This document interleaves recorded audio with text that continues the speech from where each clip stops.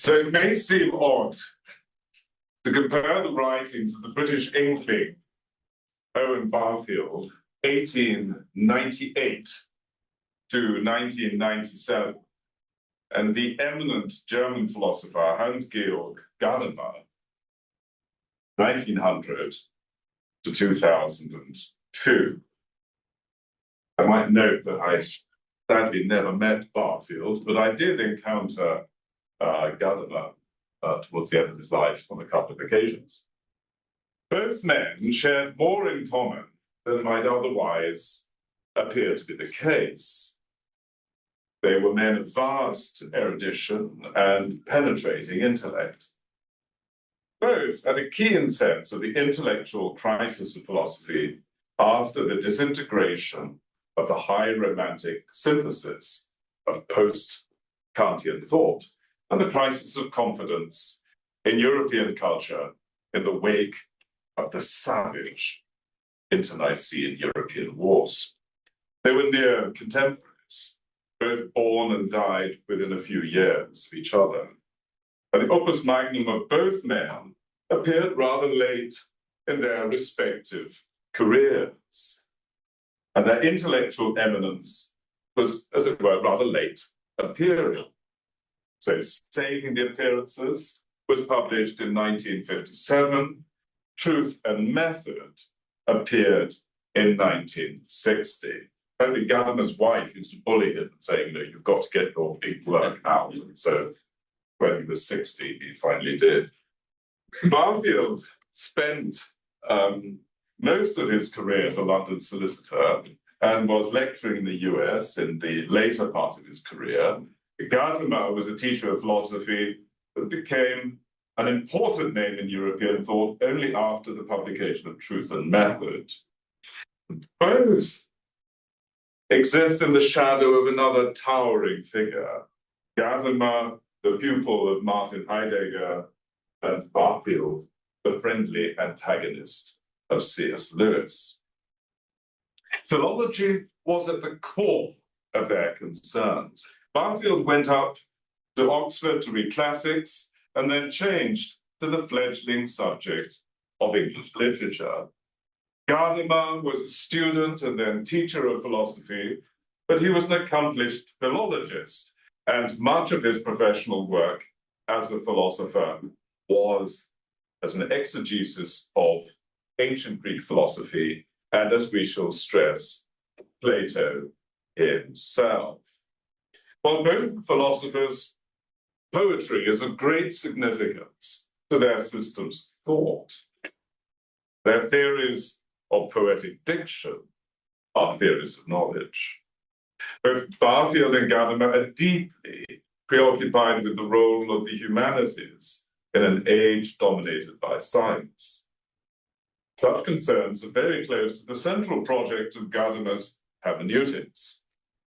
Gadamer's oeuvre is fiercely opposed to the identification of knowledge with the testing measures of the natural sciences, a methodology that ignores the role of judgment and tradition in the Geisteswissenschaft, the German term that was originally a translation of the English moral sciences. The title of Gadamer's work, Truth and Method, Wahrheit und Methode, is a gauntlet thrown to the philosophers who have identified knowledge with the techniques of the laboratory. And some wits have observed that truth or method would have been a more fitting, if indeed more provocative, title for the work. If truth is placed at the mercy of an empiricist model of mirroring facts about propositions, then the humanities become merely explorations of sentiment or edifices of artistic ornament. Richard Rorty, in his seminal and influential work, Philosophy and the Mirror of Nature, highlighted some of the pivotal problems that are linked to the correspondence theory of truth. Cursory reflection upon the theory points to some severe difficulties. How can negative facts, i.e., the genuine absence of an item or a property, or counterfactuals, what of X had been the case, how can that be accommodated within the classic empiricist model of truth as correspondence or representation of facts? Rorty presents a radical pragmatist response to the collapse of the classical empiricist model of knowledge as the static mirroring of facts. And Rorty's alternative, like other pragmatists, relies upon social utility of truth or function. It's not what makes a sentence true, but rather the practices that count. Gadamer for Rorty is then enlisted as an edifying philosopher. This is the language of Rorty, rather than furnishing a mirror of nature. So Richard Rorty's invocation of Gadamer as a paradigm for his own critique of Platonic universalism and presenting Gadamer's hermeneutics as the instance of an assertion of an inherently historical and linguistic nature of human rationality is highly problematic. With Gadamer, according to Rorty, philosophy becomes therapeutic and edifying. On this view, Gadamer's hermeneutics is the explicit and programmatic disavowal of metaphysics. Now, if one follows, I hope you're not too disturbed by the noises outside. So if you can't hear me, please tell me. We can. Okay, good. If one follows Rorty's celebrated portrayal of Gadamer as a proto-postmodernist, then any parallel with Barfield seems quixotic. However, Rorty's reading of Gadamer, while characteristically brilliant, is unsurprisingly extremely superficial. And our reflection upon the notion of the inner word reflects a much deeper kinship between Barfield and Gadamer, one that emerges out of their common Platonic inheritance. Yet it also reveals the difference between the two. Barfield is much more explicit in his avowal of Platonic contrasts between inner and outer experience, and we'll come to that in the discussion of the inner word. So, as I've said, Gadamer and Barfield share a concern with the status of the humanities in the modern technocratic world. Now, clearly, knowledge of the humanities has its rules and content. Mastery of a body of literature is a form of knowledge, even if it is rather unlike knowledge of the physical world. Gadamer argues that the success of the natural sciences has generated a positivism that has been most damaging for the humanities. Aspects of knowledge in the humanity defy the principles of knowing in the hard sciences, and Gadamer is keen to stress the significance of prejudice in the humanities. To be induced into the study of literature or philosophy is to be introduced to a canon of thought, and the student is encouraged to understand the perspective and the assumptions of the genre and the period. And in order to do this, one is brought into contact with a tradition of thought. The West, of course, this is a world shaped by Latin, Greek, and Hebrew, the history of Christendom and its internal and external conflicts. So Gadamer insisted that doing philosophy is to be tied to a tradition of thought, nolens volens. Conversely, to understand the history of philosophy is to cast a philosophical eye upon text and to appreciate the kind of questions raised within the text. Similarly, Barfield has some scathing words for pedants who fail to appreciate the tradition to which they belong, and he takes the interpretation of Greek philosophy by modern Europeans as a striking example of this. So here's a quote from the great work, Poetic Diction.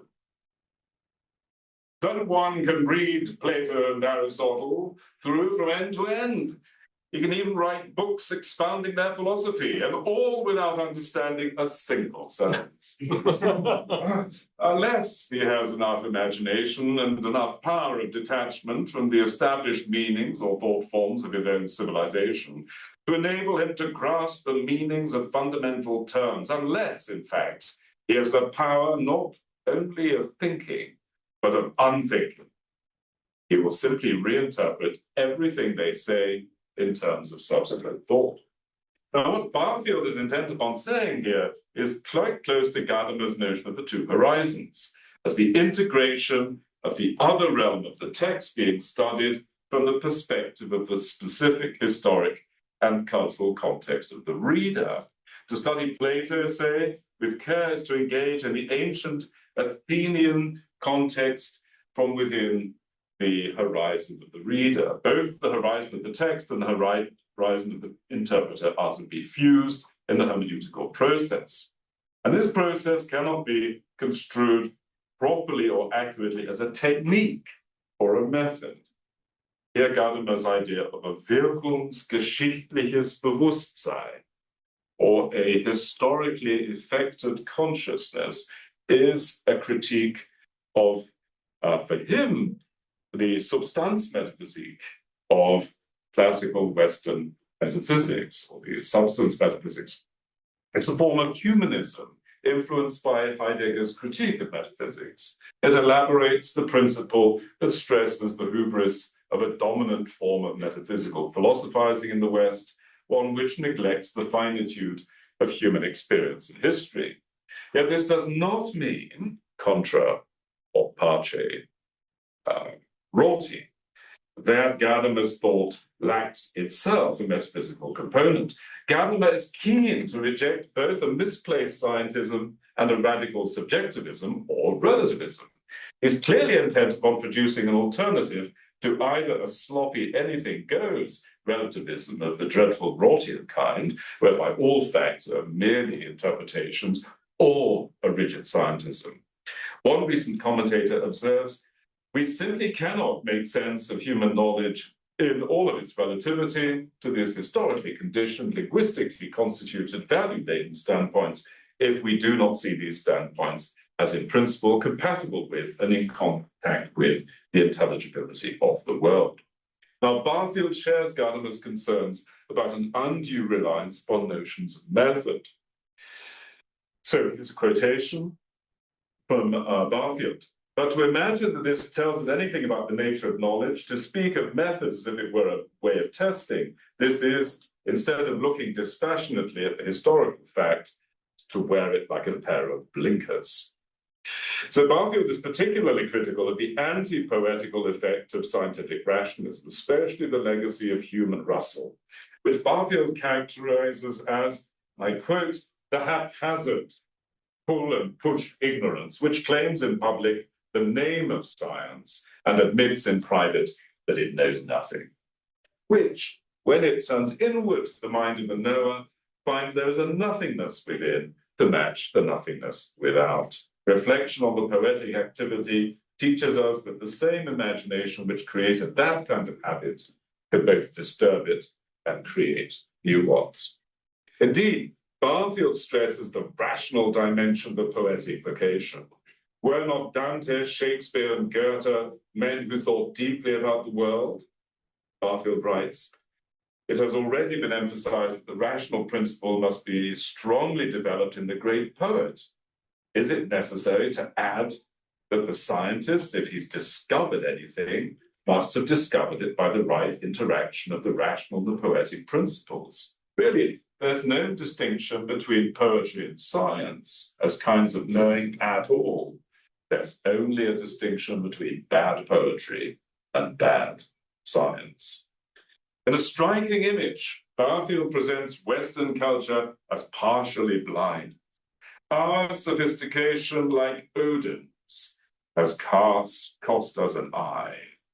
And now it is the language of the poets, insofar as they create true metaphors, which must restore this unity conceptually, after it has been lost from perception. What is required, according to Barfield, is a Platonic model of reason, one in which reason is bound to an awareness of transcendent reality. Quote, the world, like Dionysus, is torn to pieces by pure intellect, but the poet is Zeus. He has swallowed the heart of the world, and he can reproduce it as a living body. That's Poetic Diction, page 81. For Barfield, the poet is summoned to heal the rift generated by the alienation of mankind from nature. And this metaphysic of a renewed participation in the divine is buttressed by a speculative Christian theology in which incarnation is not merely a moral cipher, but a decisive moment in the evolution of human consciousness. Barfield describes the evolution of consciousness as, I quote, the ascending rational principle and the descending poetic principle. So Barfield stresses the fact that the poet has a particular access to truth, and the Englishman presses home the romantic perspective. I quote again, how very much is possible to the human imagination once it has begun to drink with fuller consciousness from the primal source of meaning. He's talking about the Logos. So the Neoplatonic tradition with which Barfield identifies is, and we heard this quotation earlier today, Platonism plus the concept of genius. He notes that his reader might well go on to consider the reemergence of intervals of particular streams of living meaning, such as that contained in Greek myth itself, Platonism, esoteric Christianity, and the way in which poetry has blossomed afresh and in different places every time they're broken through. Now, this is deeply Coleridgean. For Coleridge, the artwork reconciles the inner and the outer, the conscious and the unconscious, in that the artist dwells upon and is the instrument of the natura naturans, the productive spirit of nature. And at the same time, the unconscious creative power of the artist is, as Coleridge says, the genius in the man genius. And Gadamer, too, presents a humanism that integrates the Christian inheritance. When asked, Gadamer described himself as a Platonist. This may seem rather odd, given Gadamer's deep debt to Heidegger and the latter's radical critique of Platonism. And given the vehemence of Heidegger's critique of Plato, it would seem ironic that the most important pupil of the Black Forest sage, Gadamer published a number of individual studies of Plato's philosophy, and Truth and Method is built on the paradigm of Platonic dialectic. Gadamer's hermeneutics considers the history of Western philosophy from the perspective of certain texts. Of course, the consciousness created by a particular intellectual tradition. Neutrality, he insists, is simply not possible. The engagement with tradition is necessarily an involvement from a perspective, but one, like Burke, of rational prejudice. The endorsement of tradition and prejudice might be seen as a romantic dimension to Gadamer's thought, a critique of a bogus objectivity and a neutrality of the Enlightenment. So this avowal of tradition and prejudice doesn't amount to an assertion of dogmatism. And I think it's this point that the Platonic dialectic is constitutive for Gadamer, constitutes a model of inquiry and dialogue. Plato's choice of the dialogue form assumes a particular significance for Gadamer, since Plato was acutely aware of the limitations of the written. One might view Gadamer's philosophy as a Platonism divorced from metaphysics that Nietzsche and Heidegger diagnosed as a central problem of Platonism. But rather, for Gadamer, Platonism becomes a paradigm of a conversational nature of understanding, verstehen. So from this vantage point, one might say that hermeneutics replaces metaphysics.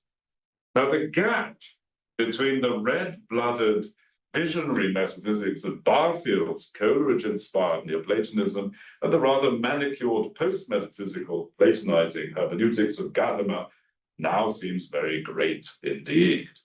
Barfield is explicit about the tradition upon which he draws, grounded in that, quote, stream of thought which first became articulate about the 3rd century of our era, and which is often loosely classified as Neoplatonism. You will hear it again in, quote, the writings of our Cambridge Platonists in the 17th century, men like Cudworth and Henry Moore. And then, after a shorter interval this time, you see it enjoying the open air and sunshine of a wider appeal in that great movement in art and literature which dominated the aesthetic experience of the late 18th and early 19th centuries in the so-called Romantic movement. One thinks in our own country of names like Blake, Wordsworth, Coleridge, and others. Now this, however, is not the entire story.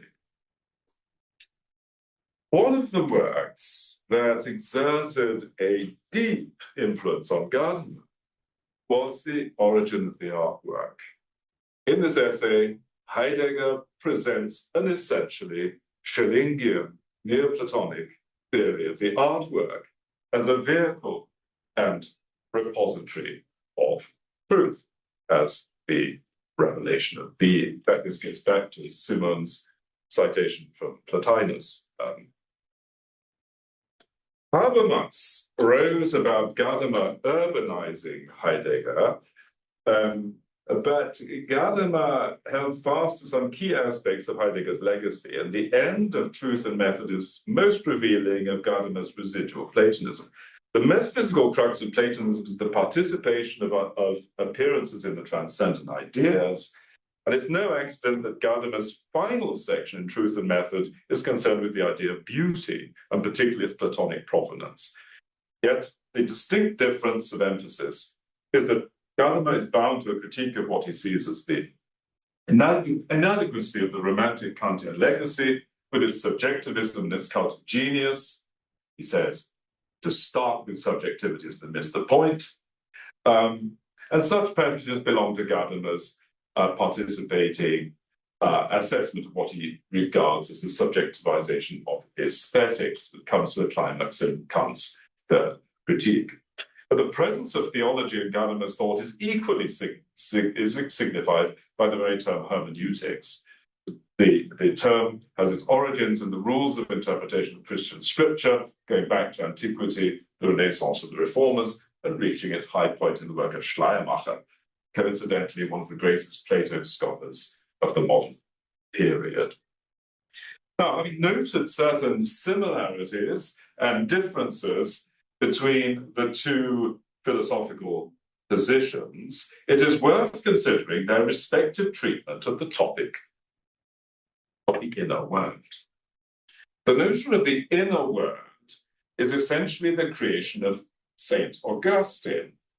There are precedents in Stoic thought, especially the distinction between the logos prophonikos and the logos endiathetos, the eternal word, so the uttered word and the eternal word, whereby the expressed word constitutes the vehicle that dispatches the work of internal reason to the outside world. The link between knowledge and the verbal is profound for Augustine's teacher Ambrose. The explicit idea of the verbum interius, or even the word of the heart, the verbum cordis, comes from Augustine and was again deployed in the Middle Ages by Aquinas. In the Confessions, Augustine remarks that he encountered some books of the Platonists translated from Greek to Latin, in which he found the word of John's prologue. Being instructed by these books to return to myself, I entered into my inmost being under your guidance. Augustine's claim to have discovered the word of St. John's prologue in the books of the pagan Platonists is frankly astonishing. Was not Augustine's African predecessor Origen, in relying on a Platonic rather than a Stoic understanding of logos, committed to the implied inferiority between the Father and the Son? Is Augustine identifying the one with the God of the Neoplatonists? The difficulty lies in the question of the logos in Plotinus, and which we've heard discussed earlier today. Barfield writes in Saving the Appearances, not to realize the uttermost otherness of God from ourselves is to deny the Father, but equally not to strive to realize the sameness is to renege from the supreme identity, is to deny the Holy Spirit. Theologically, the Son is the utterance of the Father, and in the West, the Spirit proceeds from both. Indeed, in a sense, all creation is the speech of God. If the Word made flesh or incarnate remains with God the Father, just as the human word abides in the intellect of the speaker when spoken. Augustine was intrigued, as he tells us in Book 1 of the Confessions, by the phenomenon of language. His training was in rhetoric, and his experience preaching of St. Ambrose was clearly decisive for his own intellectual development. And in his early work, De Magistro, Augustine explores the question of language and meaning and presents a Neoplatonic theory of an inner teacher.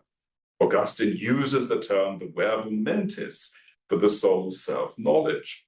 But it's in De Trinitate that Augustine develops the characteristic theory of the inner word with reference to the prologue of John's Gospel. The basic analogy is that of the intentional principle that precedes the utterance of the sound of a word or sign, just as the spoken word proceeds while grounded in the intellectual intention stored in memory, so the Son proceeds from the Father while remaining inextricably bound to his source. This inner word is the basis of particular languages, Augustine tells us, such as Latin, Greek, or Hebrew, and yet cannot be identified with any specific language. And Aquinas draws on this theory in two works, De Differentia Divini Verbi et Humani and De Natura Verbi Intellectus. In both Gadamer and Barfield, the notion of the inner word in Augustine and Aquinas assumes profound significance. Now, this seems to me as intriguing. The idea of the inner word, after all, is a rather arcane and alien theme for 20th century reflection on language, and yet both are drawing on it. The eminent German philosopher devotes a substantial section of his masterpiece, Truth and Method, to the notion of the inner word. And he stresses the epochal significance of the translation of logos into ratio and verbum. Plato, the Gadamer, becomes the source of the dislocation of language and object.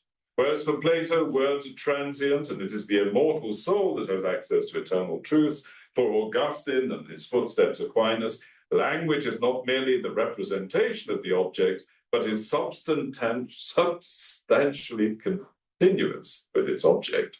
Broadly, here I'm just citing, describing Gadamer's own view, Plato stands for the origin of the instrumentalizing view to language in the West, whereby words are just tools. Augustine, Aquinas, and perhaps also Luther stand for an alternative tradition of the inherent significance and dignity of the word. But there is an idea that is not Greek, which does more justice to the being of language and so prevented the forgetfulness of language in Western thought from being complete. This is the idea of Christian incarnation. So if what emerges as a word in speech was already as verbum, thought and language are inextricably linked, medium and content are connected. The inner word for Gadamer becomes part of an appeal to what he called Sprachlichkeit. Now, this ugly word might be translated in the equally unlovely linguisticality. When I saw the English translation, I thought, really, this is si belle, pas fidèle, perhaps I do. The development of linguistic articulation is not a diminishment of the being of a thing. On the contrary, it's its realization. For Gadamer, the true being of entities becomes accessible through their emergence in language.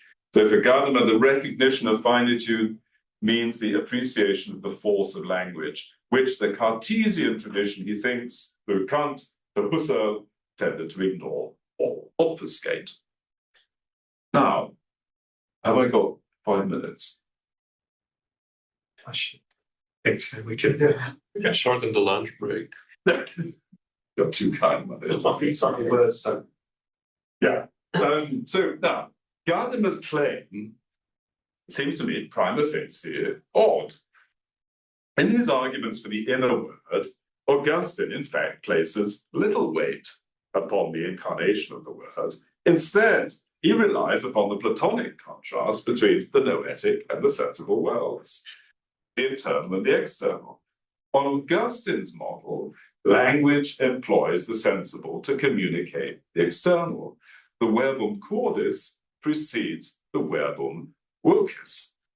Moreover, the word verbum is used by Augustine in the singular, hardly just a word or a concept, but more like a judgment, i.e. the active power of the mind, which is inextricably bound to human memory. And its capacity to draw upon intelligible realities, such as wisdom, unity, and equality. Indeed, Barfield writes, the extraordinarily intimate connection between language and thought, the Greek word logos combined, as we should say, both meanings, might lead one to expect that the philosophers at least would have turned their attention to the subject long ago. Moreover, in saving the appearances, Barfield writes, for Aquinas as for Augustine, there are anterior to the uttered, the intellect word, verbum intellectus, verbum cordis, verbum memoria. The human word proceeds from the memory, as the divine word proceeds from the Father, proceeds from it, yet remains one with it. For the world is the thought of God realized through his word. The mysterious consubstantiality of the Father and Son comes to shape the appreciation of the relationship between language and thought. Barfield dwells upon the abiding theological significance of this notion. The psychology in question differs from modern linguistics in the sense that it begins its investigation into the word at a much earlier stage in its life, or even just before its birth. The spoken or uttered word is seen as the conclusion of an interior process, during which it first took form as an inner word, verbum interius, an entity not yet belonging or clothed in any sound, real or imagined. The exponents of this psychology speak of a memory word, a verbum cordis or heart word, and finally of the intellect word that finds vent in utterance, vox, the voice or sounded word. End quote. Barfield is correct to note that Augustine is not so much producing a theory of language as much as the transcendent source of language, not so much the what of language as its why. The source of language is linked to the question of the intelligibility of the cosmos. So I think Barfield is much more accurate in relation to Augustine than Gadamer here. And so Barfield continues in this theological mode. Rather strangely, perhaps, I've come to the conclusion that in our day, this analogy, or more than analogy, between the divine word and the human, can be helpful in the inverse direction. That is, beginning with the divine word, the logos at the root of all creation, and passing thence to the mystery of language. I do not, of course, mean by that the Christian mystery of the Son proceeding from the Father, and yet remaining with the Father, is the easier one to grasp. Only that in contemplating it, we are at least forced to realize that we are confronting a mystery, the primary mystery of the unmanifest made manifest. So the concept of the logos or the divine word is grounded in theories about the relationship between God and the world. The inner word is for Barfield linked to a theory of participation as he develops it in Saving the Appearances. And here Barfield challenges the view that language emerged out of the use of signs for physical objects, which then obtain metaphorical meanings. For example, spirit means primarily breath, and then by addition comes to be mind or soul. Drawing on Coleridge's sense of language as the heirloom of the human race, Barfield holds in such words, we find fossils of a lost experience in which subjective and objective, inner and outer, were intertwined. Barfield calls this original participation. And it was part of the development of human consciousness, he thinks, that these aspects are rent asunder. Barfield thinks that meaning in the universe is grounded in its divine source. We may think, he says, of cosmic wisdom as related to appearances rather as in men the inner unspoken word, the verbum cordis, verbum intellectus, of which Aquinas wrote, is related to the word that is actually vocalized. This is why Barfield considers that, quote, words are only themselves by being more than themselves. Perhaps the same is true of human beings. In this memorable sentence, Barfield means that just as the vocation of the human being is to be the vehicle of a higher principle, so too the utterance of the mouth or the sign on the paper is the instrument of a meaning that is grounded in transcendence. Through its intimate bond to the divine word, the human mind gains access to otherwise hidden structures of reality. So the study of language for Barfield is not an exercise in ornament or persuasion, although these are noble aims of a liberal education, but constitutes an education into the nature of things. In that words have meaning, they illuminate reality. And this is why, he says, the works of living poets in whose verses one feels moving the breath of the creative word, the breath of the logos, and of a deep human response to the logos, the breath that is alone the true breath of poetry. So the theological dimension to Gadamer is opaque, whereas in Barfield it's limpid.